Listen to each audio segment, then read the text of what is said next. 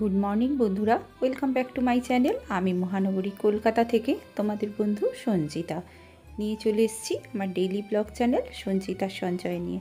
আশা করছি দেশে ও দেশের বাইরে যে যে প্রান্ত থেকে তোমরা এই ভিডিওটা দেখছো সবাই ভালো আছো, সুস্থ আছো আর সাবধানেও আছো। আমরাও ভালো আছি। আজ শুক্রবার আর সকালবেলা এখন কিন্তু 5টা বাজে। আমি উঠে পড়েছি আর তোমাদেরকে সঙ্গে নিয়ে তোমাদের ওয়েলকাম জানিয়ে এবং মর্নিং জানিয়ে শুরু করছি আজকের ভিডিওটি। আশা রাখছি শেষ পর্যন্ত তোমরা আমার সঙ্গে থাকবে এবং ভালো লাগবে তোমাদের।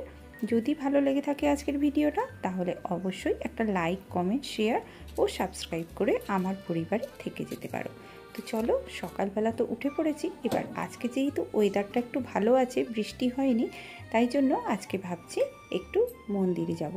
আর মন্দিরে গেলেই তো আমার যত পোষ্যরা আছে তারা কিন্তু আমাকে পুরো ছেঁকে ধরবে জানো।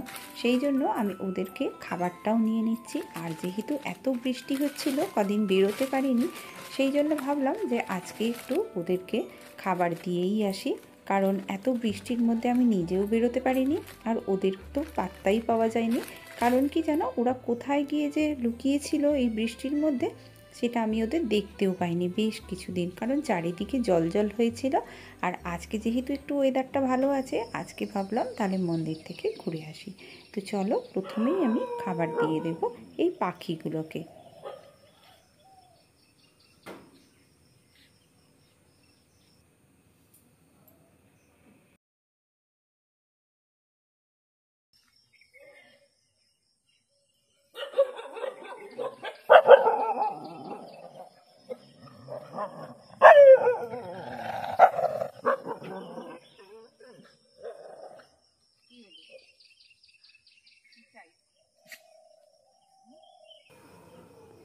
দেখো, সবাই এসে আমার পায়ের কাছে কিন্তু ঘুরঘুর করছে, কারণ দেখছে কতক্ষণে আমি নিচে নামবো আর ওরা কিন্তু আমাকে ধরবে খাবার জন্য। ওরা বলছে আমাকে আগে খাবার দিতে।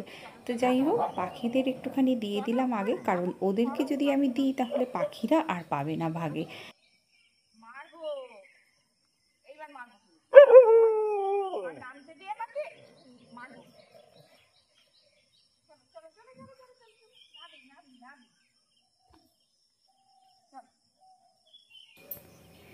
আমার এখন একটা অভ্যাস হয়ে গেছে জানো তো বন্ধুরা, যে এদেরকে খাবার না দিলে আমার মনটা কিন্তু শান্তিও হয় না। কারণ এদের এই যে অবলা মুখগুলো যখন মুখের দিকে তাকিয়ে থাকে, আর যখন আমার বাড়ির সামনে আসে বা আমি যখন বাইরে যাই, তখন আমার সঙ্গে সঙ্গে ঠিক ছায়ার মতো ঘোরে। আর যেন কি বলতে চায়, যখন খেতে পায় না তখন কিন্তু আমার ভীষণ মন খারাপ লাগে জানো। এত বৃষ্টির মধ্যে কোথায় যে লুকিয়ে বসেছিল, আমি তো এদের কতদিন দেখতেই পাইনি। আর আমার দরজার কাছে সবসময় দুজন থাকে, তারা কিন্তু বসেছিল, তাদেরকে আমি খেতে দিয়েছি প্রতিদিনই, কিন্তু এই এতগুলো কোথায় যে গিয়ে লুকিয়ে বসেছিল আমি দেখতে পাইনি। তো যাই হোক, সকালবেলা দেখো এদেরকে কিন্তু আমি খাবারটা দিয়ে দিচ্ছি। এইবার আমি চলে যাব সোজা মন্দিরে, কারণ এদের কর্তব্য আগে, কারণ প্রত্যেকটা প্রাণীর মধ্যেই থাকে ঈশ্বর। আর এদেরকে যদি আমি খুশি করতে পারি তাহলে আমি জানবো যে ভগবান আমার উপর সন্তুষ্ট হয়েছেন। আর দেখেছো বন্ধুরা, দেখো ওই পাখিগুলোকে খাবার দিয়ে গিয়েছিলাম, দেখো সবাই এক এক করে বাসা থেকে বেরিয়ে এসে কিন্তু খাবার শুরু করে দিয়েছে। আবার কেউ কেউ খাবার মুখে করে নিয়ে সেই তার বাসার মধ্যে উড়েও যাচ্ছে, যে পাখি হয়তো ডিম পেড়েছে বা বাচ্চা ফুটেছে, সেই জন্য কিন্তু যে যার বাসায় নিয়ে চলে যাচ্ছে খাবারগুলো। আর আমি অমনি একটুখানি সব দেখে মন্দিরের দিকে চলে গেলাম, কারণ মন্দিরের আজকে পুরো শুকনো শুকনো ওয়েদারটা। আর দেখছো বন্ধুরা, কি সুন্দর একটা ফুল ফুটেছে গাছে, রঙটা দেখেছো কি সুন্দর। আমার এই ফুলগুলো না ভীষণ ভালো লাগে জানো দেখতে। তা তোমাদের অনেকেরই বাড়িতে আমি দেখি এই ফুল গাছ আছে, কিন্তু আমার তো জায়গা নেই, সেই জন্য আমি এই গাছ বসাতে পারি না। তো চলো, মন্দিরে যাচ্ছি যখন, একটু শিব মন্দিরে গিয়ে আগে শিব বাবাজিকে প্রণাম করে নিই, তারপরে কিন্তু আমি মাকে প্রণাম করতে যাব।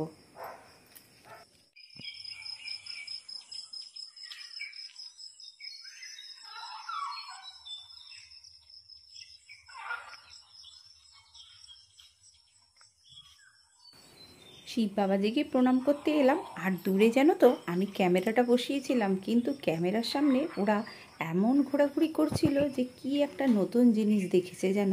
সবাই কিন্তু ক্যামেরায় এসে ফেস দেখাচ্ছিল। তা আমার তো ভয় লাগছিল যে ওরা না মুখ দিয়ে ফেলে দেয়।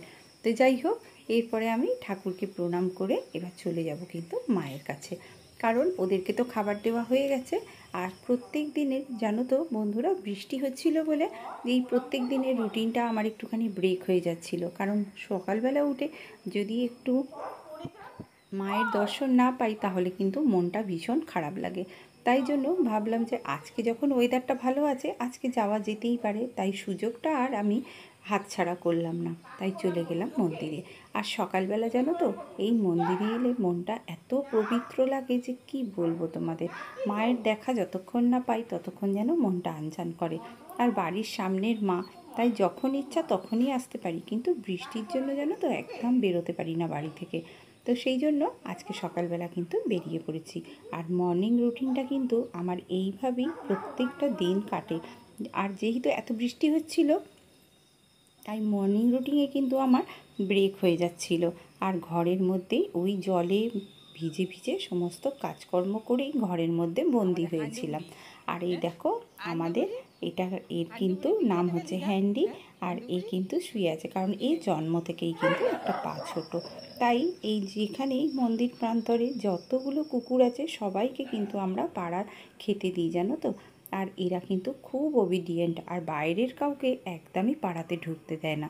তো সেই জন্য ওরা আরও কিন্তু সারা পাড়ার লোকের আদর পায়। আর এই দেখো আমি চলে এসেছি বড় ঠাকুরের মন্দিরের দিকে। আর এই অশ্বত্থ গাছের গোড়ায় দেখেছো কত ছবি দিয়ে গেছে এরা, অশ্বত্থ গাছের গোড়ায় পড়ে আছে ছবিগুলো। তো যাই হোক, এই পুরো মন্দিরটা একটু ঘুরে ঘুরে তোমাদের দেখালাম। সকালে দেখেছো বন্ধুরা যে প্রাকৃতিক সৌন্দর্যটা কত সুন্দর, কত পাখি ডাকছে। আর যেহেতু কদিন বৃষ্টি হয়েছে, আর এই যে দুদিন খুব শুকনো শুকনো ওয়েদার, জানো আমাদের এখানে একদমই বৃষ্টি হয়নি বললে হয়, একদম ঝিরিঝিরি করে পড়ছিল, কিন্তু তেমন নয়। তাই জন্য ভাবলাম সকালবেলা যে ঘাসের ওপর শিশির পড়েছে, সেই শিশিরের ওপরে একটুখানি হাঁটা যাক। এটা আমি প্রতিদিনই করি, কিন্তু যেহেতু এত বৃষ্টি হচ্ছিল তাই জন্য আর বেরোতে পারিনি। আর আজকে দেখছি বেশ ঘাসের ওপরে অনেকটা শিশির পড়েছে জানো। আর আমাদের যা এখন ভেজাল খাওয়া, তাতে যদি আমরা একটু নিজেদেরকে মেনটেন না করি তাহলে আর হবে না। আর বিশেষ করে আমার এখানে যখন সুযোগ আছে, তাই জন্য ভাবলাম যে এই ঘাসের ওপরে বেশ কিছুক্ষণ হাঁটা যাক। কারণ বৈজ্ঞানিক মতে ঘাসের ওপরে যদি খালি পায়ে ঘোরা যায়, তাহলে ওই যে শিশিরটা আমাদের শরীরের মধ্যে প্রবেশ করে এবং আমাদের চোখকে কিন্তু ভালো রাখে। তাই জন্য আমি ভাবলাম শিশিরের ওপরে একটুখানি ঘুরে নেওয়া যাক।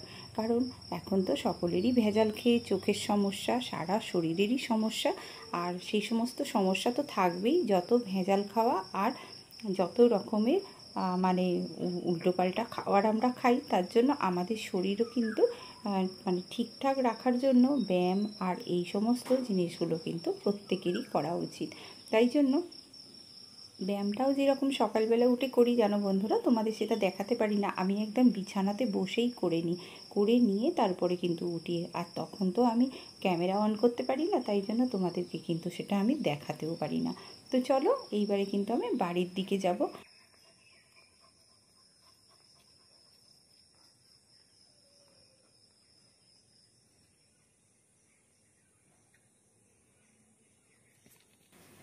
সারাদিনই সংসারের মধ্যে থেকে নিজেকে বদ্ধ করে রাখার থেকে সকালবেলা 1 ঘন্টা 1.5 ঘন্টা এই যে মন্দিরে ঘুরে আসি, এটাতে কিন্তু আমার মনটা অনেকটা ভালো হয়। আর সবথেকে যেটা ভালো লাগে, এই যে দেখো এই যে নিষ্পাপ মুখগুলো আমার দিকে তাকিয়ে থাকে খাবার জন্য। আর আমি দেখো খাবার দিয়ে চলে এসেছি, তারপরেও কিন্তু আমার পিছন পিছন এসেছে। আর এই যে আমাদের দরজার গোড়ায় থাকে যে ভূতু, এই ভূতু কিন্তু কোথাও যায় না যেন আমাদের দরজার কাছ থেকে। আর ওকে দেখো খেতে দিলাম, ওর বাচ্চাগুলো ওকে সরিয়ে দিয়ে কিন্তু খেয়ে নিল। ওরা খেয়ে এসেছে, ওদের আর আবদারের শেষ নেই। তো চলো এইবারে কিন্তু আমি ভিতরে চলে যাব, ঘরে গিয়ে কিন্তু ঘরের কাজগুলো সব সেরে নেব। তো বন্ধুরা সকালবেলা আমার কিন্তু প্রাণী সেবা হয়ে গেল, মন্দির থেকে ঘুরেও এলাম। এইবারে চলো বাড়ির কাজে লেগে পড়ি। বাড়ির কাজ সব বাকি আছে, সকালবেলার যা কাজ সব তো করেই নিলাম। এবার চলো বাড়িতে ঢুকি। আর দেখো ও কিছু পায়নি বলে ওকে আবার ভিতরে দিলাম জানো বন্ধুরা, কারণ কি বলো তো, ওকে বাইরে দিলে আবার ওরা এসে ওকে মেরে খেয়ে নেবে। তো চলো ঘরের কাজগুলো কিন্তু করে নিই। সকালবেলা উঠেই একদম মেয়ে তো উঠে পড়েছে, কারণ ও পড়তে বসেছে। তা সেই জন্য আমি ভাবলাম যে একদম বিছানাটা গুছিয়ে নিয়ে আর ঘরটা একদম ঝাড় দিয়ে তারপরে বেরিয়ে যাব, কারণ সকালবেলা ঘরটা ঝাড় দিয়ে দিলাম একদম, তার এই কাজটা আর ফেলে রাখবো না। আগের দিন রাত্রির থেকে সমস্ত বাসন মেজে রেখে দিয়েছিলাম। জানো বন্ধুরা, আমাদের এখানে এত জলের সমস্যা হচ্ছে, আর ওই আধ ঘন্টা 15 মিনিট 20 মিনিট করে থাকছে জল, আর প্রত্যেক দিন জল দেরিতে আসছে। তাও সেই আসছে দেরিতে 15-20 মিনিট করে থাকছে, তার মধ্যে এতগুলো কিন্তু কাজ করা সম্ভব নয়। তাই জন্য আমি বিকেলবেলা জল তুলে রেখেছিলাম ওই বড় টাবে করে, আর রাত্রিবেলা কিন্তু বাসন মেজে নিয়েছি। আর তাই জন্য সকালবেলা একটু কাজটা কম, আর ভাবলাম একদম ঘরটা মুছে পরিষ্কার করে বাইরে বেরিয়ে যাই। আর কেন বলো তো, কারণ রান্নাঘরে এবার ঢুকে যাব, আর যেদিকের কাজটাই বাকি ফেলে রাখি না কেন সেই দিকের কাজটা আর হবে না, কারণ মেয়ে যেহেতু পড়তে বসেছে, মেয়ে আর এদিকে কিন্তু আসবে না। আর দেখো আমার বিছানা টিছানা সব হয়ে গেছে, আর বাইরের বিছানাও গোছানো ছিল, রাত্রি থেকেই সব পরিষ্কার করে রেখে দিয়েছি। সেটা সব সময় কিন্তু আমার দেখানো সম্ভব হয় না বন্ধুরা। দেখো আমি কিন্তু ঘরদোর পরিষ্কার করে একদম চলে যাব রান্নাঘরে। তো রান্নাঘরে চলে এসেছি আবার প্রায় ঘন্টা দেড়েক পর। এখন কিন্তু প্রায় 8:30টার মতো বাজে, আমি চলে এসেছি রান্নাঘরে। আর এসে আজকে ভাবলাম একটু টিফিন করব, তাই জন্য ময়দাটা মেখেই বেশ কিছুটা লুচি ভেজে নিয়েছি। আর ভেজে নিচ্ছি কারণ ওদের টিফিন দিতে হবে, সেই জন্য ওরা বলল যে আমরা আলু ভাজা দিয়ে লুচি খাবো। আর আমি দেখলাম যে আমার কলা আছে, লাড্ডু আছে, তা সেইটা দিয়ে সকালের টিফিনটা হয়ে যাবে। তা টিফিনটা করে ওদেরকে দিয়ে দিচ্ছি, মেয়েকে আর ওর বাবাকে দুজনকেই দিয়ে দিই। তারপর আমি একটু পরে খাবো, কারণ আমি যেহেতু চা বিস্কুট খেয়েছি। আমি না বন্ধুরা সবসময় না সঙ্গে সঙ্গে চা বিস্কুট খাওয়ার পর কোনো টিফিন খেতে পারি না, বেশ কিছুক্ষণ পরে একদম গুছিয়ে নিয়ে তারপরে কিন্তু আমি টিফিনটা খাবার চেষ্টা করি। তাই এই যে ওর বাবাকেও দিয়ে দিচ্ছি আর মেয়েকেও দিয়ে দিলাম টিফিনটা। দুপুরের রান্নার জন্যেও একটা মানে কিছুটা আর কি আলু কেটে নিয়েছিলাম, ভাবছি আজকে একটুখানি পোস্ত করব। তা সেই জন্য আলু দেখো ছোট ছোট করে কেটে নিয়েছি, আর ভাতটা এক সেদ্ধ করে কিন্তু আমি নামিয়ে দিয়েছি।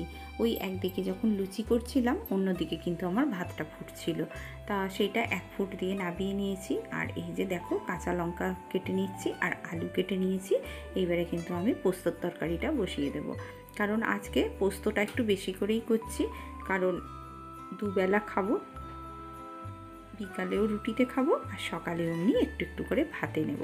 আজকে জানো তো বন্ধুরা, মাছ দিয়ে কোনো তরকারি করব না, মাছের আজকে একটা নতুন রেসিপি করব, সেটা কিন্তু তোমাদের দেখাবো। তোমরা শেষ পর্যন্ত আমার সঙ্গে থাকো, অবশ্যই তোমরা দেখতে পাবে আজকে মাছের কি নতুন রেসিপি করি।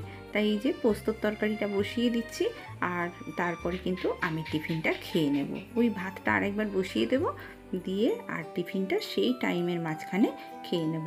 কারণ জানো বন্ধুরা, আমরা যারা সংসারে কাজ করি তারা আমরা নিজেদের দিকে কিন্তু একদমই দেখি না।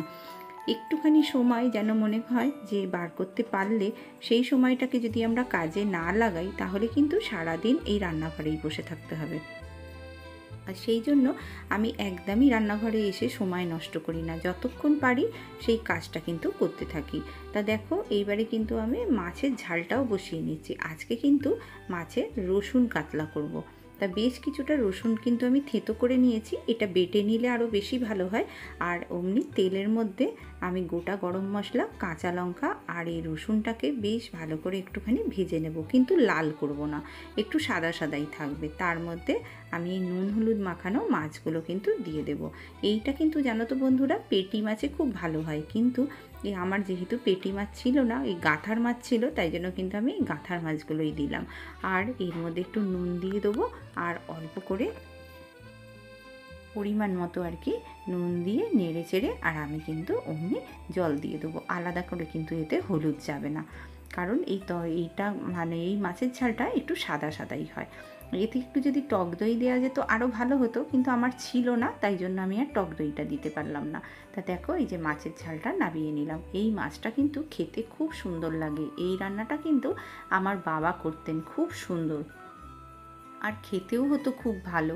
বাবার মতো অত ভালো পারি না, কিন্তু তবুও চেষ্টা করি। দেখো আমার ভাত হয়ে গেছে, মাছের ঝাল হয়ে গেছে, আর একটা উচ্ছে চচ্চড়ি করেছিলাম বেশ কিছুটা আগের দিন।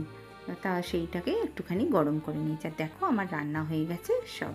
তো বন্ধুরা চলো আজ ভিডিওটা এই পর্যন্ত রাখছি। দেখা হচ্ছে আরও একটা নতুন ভিডিও। ততক্ষণ সবাই ভালো থেকো, সুস্থ থেকো, টাটা।